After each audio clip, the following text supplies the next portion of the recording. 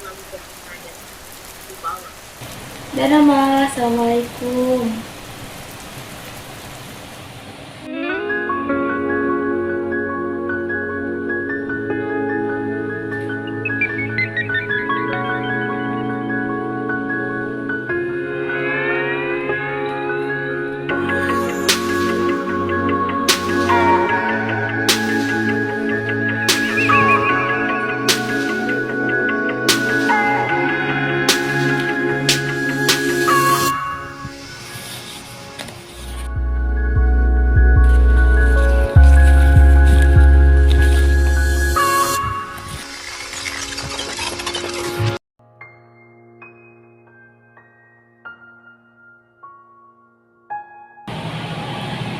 Jika kehidupan adalah perjalanan, maka perkenalan adalah langkah awal menuju petualangan yang menarik. Assalamualaikum warahmatullahi wabarakatuh. Halo semuanya. Perkenalkan, namaku Anissa Pertiwi dengan NIM 2507015011039. Pada video kali ini aku akan mengajak kalian untuk bersama-sama menyaksikan hasil analisisku mengenai lifespan developmentku dari masa prenatal hingga 12 tahun. Menelusuri bagaimana jejak perkembanganku ini layaknya membuka sebuah album kehidupan, penuh kejutan, makna, dan refleksi mendalam mengenai bagaimana pertumbuhanku dan perkembanganku hingga aku menjadi diriku yang hari ini. Mari kita mulai perjalanan yang menarik ini. Dalam mengumpulkan data tentang perkembanganku, aku melakukan wawancara mendalam dengan ibuku pada tanggal 16, 21, dan 24 November 2025, serta wawancara tambahan dengan ayahku. Aku juga menelusuri dokumentasi keluarga seperti foto-foto dari rapor TK dan arsip dari media sosial. Rasanya proses ini sangat nostalgia bagiku. Nah, selama pengumpulan data, aku mengalami beberapa tantangan. Di antaranya adalah ibu dan ayahku yang sudah banyak lupa mengenai proses perkembanganku pada saat itu dan tidak adanya dokumentasi saat aku berada pada masa bayi. Ibu mengandungku di usianya yang sudah 40 tahun dan itu merupakan kehamilan yang kelima kalinya. Saat itu ibu tahu sedang mengandungku pada saat usiaku sudah 8 minggu di dalam kandungan. Pada trimester awal, ibu mengalami mual dan muntah yang sangat hebat dan itu berlangsung hingga usia kehamilannya mencapai 3 bulan. Meski begitu, untuk menjaga nutrisiku, ibu rutin meminum susu khusus ibu hamil serta meminum vitamin dan tablet tambah darah dari bidan. Pola nutrisi ibu tetap baik, aktivitasnya pun tetap berjalan lancar seperti biasa. Secara emosional, ibu sangat sensitif dan mudah lelah karena harus tetap mengajar sebagai guru SD dan tetap mengerjakan pekerjaan rumah saat pulang kerja. Untungnya ibu memiliki akses kesehatan yang memadai melalui posyandu serta dukungan besar dari keluarga dan rekan kerja. Berkat faktor protektif tersebut, kesehatan ibu dan kandungannya tetap stabil tanpa risiko yang berarti. Saat melahirkan, usia kehamilan ibu mencapai 9 bulan dan 12 hari. Ibu melahirkan melalui proses normal dibantu dengan bidan. Aku lahir di hari Rabu 11 Juli 2007 pada pukul 8 pagi. Aku lahir dengan kondisi berat sekitar 3 kg. Untuk kondisi lainnya itu ibu lupa, tapi yang pastinya aku lahir dengan kondisi yang normal dan sangat sehat. Setelah melahirkan, kondisi ibu itu tetap pada kondisi yang normal. Adapun faktor prenatal yang mempengaruhi perkembanganku adalah dari segi faktor risiko itu mencakup usia ibu yang sudah 40 tahun saat mengandungku, mual muntah yang berat, serta stres emosional yang ringan. Untuk faktor protektif itu mencakup gizi yang terjaga, ibu yang mengonsumsi vitamin dan tablet penambah darah, akses kesehatan yang baik, lingkungan yang suportif, serta proses kelahiran yang normal. Pada teori prenatal development stage, Hanif dan Maulana 2025 mengatakan bahwa masa prenatal mencakup 3 tahap utama. Jika terdapat faktor eksternal seperti malnutrisi, infeksi, dan stres pada ibu, maka dapat mempengaruhi setiap tahap perkembangan tersebut. Untungnya, tahap perkembangan prenatalku itu berlangsung dalam kondisi sehat dan optimal. Nah, pada teori teratologi, faktor risiko ringan yang terjadi pada ibuku itu tidak berkembang menjadi gangguan karena adanya faktor protektif sebagai gendungnya. Kondisi prenatal ini adalah fondasi kehidupan karena disinilah tubuh, otak, dan sistem emosional pertama kali dibentuk. Jika fondasinya kuat, maka perkembangan selanjutnya akan memiliki peluang yang lebih besar untuk berkembang dan optimal.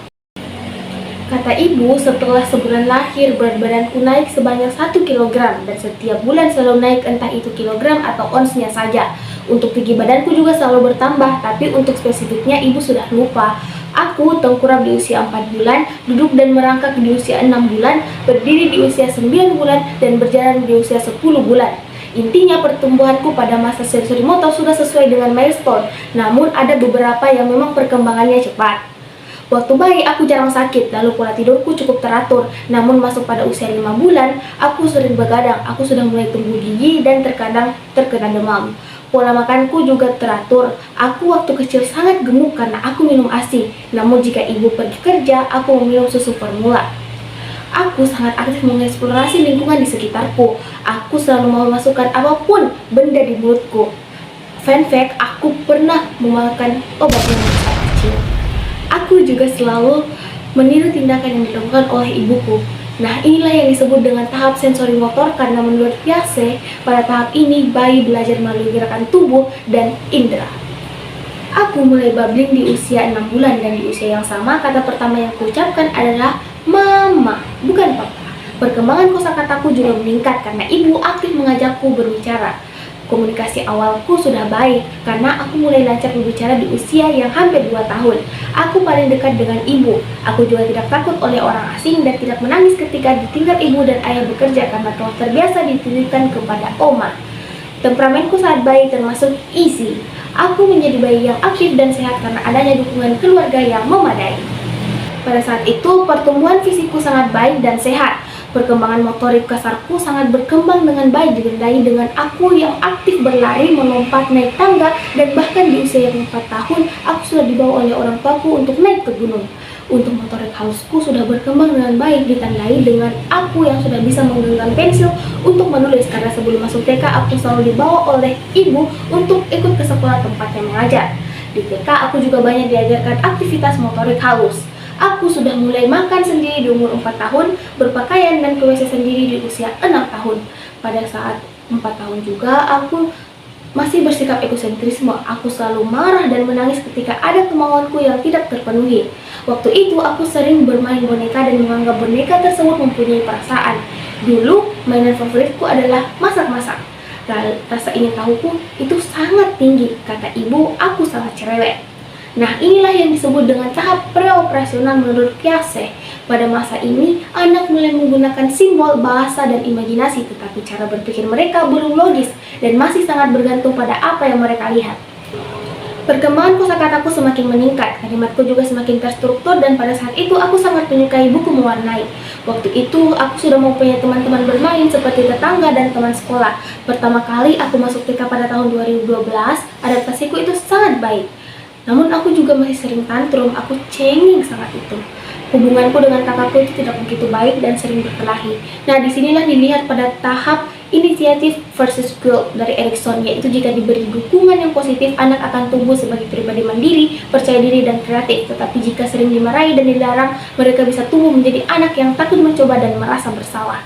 Aku masuk di tipe inisiatif karena aku selalu diberikan kebebasan dalam memilih dan diajarkan mandiri sedari TK. Saat itu juga pemahaman benar salahku telah berkembang, yang dimana aku mengetahui konsekuensi yang akan didapatkan ketika melakukan sesuatu. Hal ini sejalan dengan tahap pre-conventional morality oleh Colbert, yaitu anak yang belum memahami nilai moral secara sosial tetapi menilai benar dan salah berdasarkan konsekuensi seperti hukuman atau hadiah. Pertumbuhanku di tahap ini sangat baik dan telah sesuai dengan milestone anak usia 6-12 tahun. Aku juga sangat senang ikut senam, bahkan aku sering menjadi pemandu senam. Aku juga jarang sakit pada saat itu. Awal pubertas terjadi perubahan fisik yang dimana payudaraku itu sudah mulai bertumbuh. Untuk kemampuan konservasiku itu juga sudah meningkat. Aku sudah mampu berpikir secara logis. Nah, untuk prestasi akademikku itu sangat bagus. Aku selalu mendapatkan peringkat pertama. Nah, saat itu mata pelajaran favoritku adalah bahasa Inggris. Dan yang lumayan sulit untuk pahami adalah, of course, matematika. Nah, aku mempunyai hobi menari dan aku sudah mulai mengikuti sanggar pada saat kelas 4 SD. Dalam hal belajar, ibu selalu mengajariku saat di rumah, seperti membaca. Ibu selalu melatih bacaanku dengan cara menyuruhku membaca teks berjalan pada tayangan berita di televisi.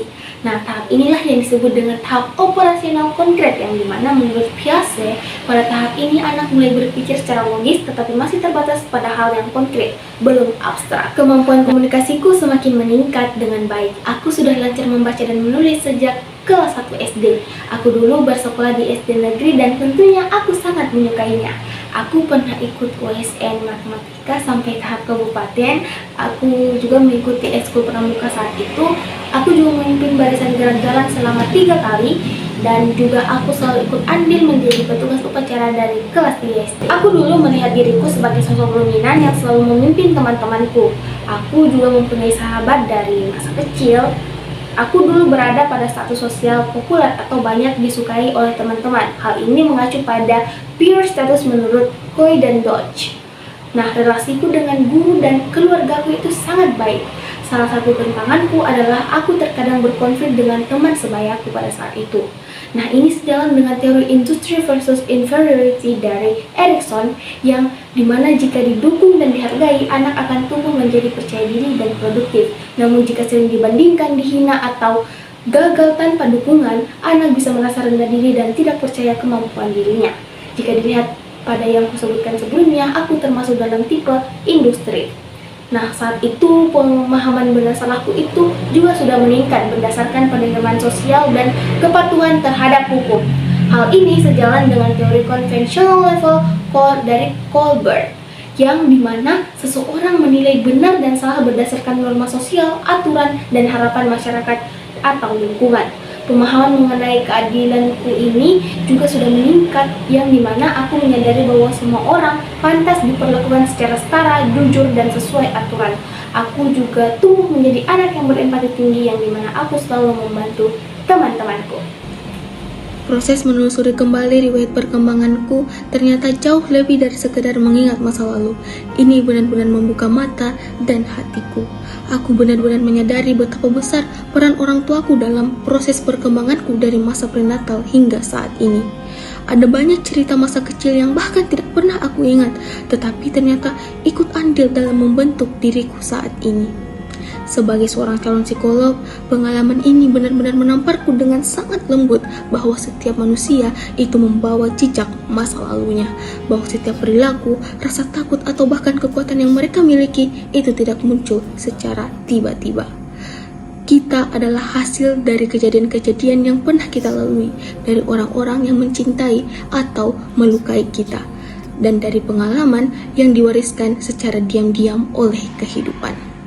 Aku juga belajar tentang makna resilience, ya, bahwa meski dalam perjalanan tumbuh kita mungkin menghadapi kesalahan, kekurangan, atau kejadian yang tidak ideal. Namun selama ada faktor protektif seperti dukungan keluarga, kasih sayang, dan lingkungan yang responsif, kita tetap bisa berkembang dengan baik. Mama, Papa, terima kasih karena telah mengusahakan yang terbaik untuk tumbuh kembangnya Nisa.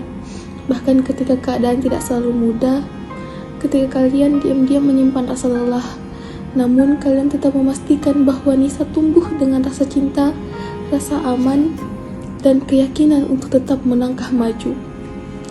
Nisa juga ingin mengucapkan terima kasih kepada almarhumah Oma yang telah ikut andil dalam tumbuh kembangnya Nisa. Hari ini, di titik ini, Nisa yakin, Nisa menyadari bahwa Nisa adalah hasil dari cinta kalian yang tidak pernah selesai.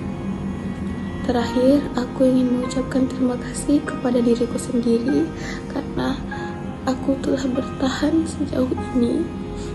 Terima kasih karena telah bertahan atas segala hal-hal yang sangat berat.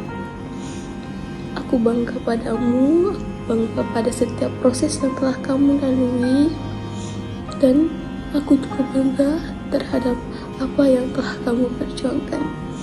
Terima kasih diriku.